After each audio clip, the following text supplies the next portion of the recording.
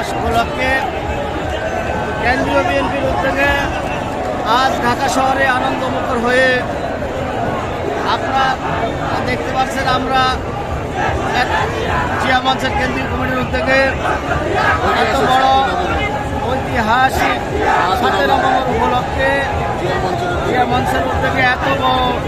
পতাকাবাহী rally আমার মনে হয় আর কেউ করতে পারে নাই। যে সংগঠনটি শহীদ প্রেসিডেন্ট জিয়াউর রহমানের নামে, আমরা সেই সংগঠনের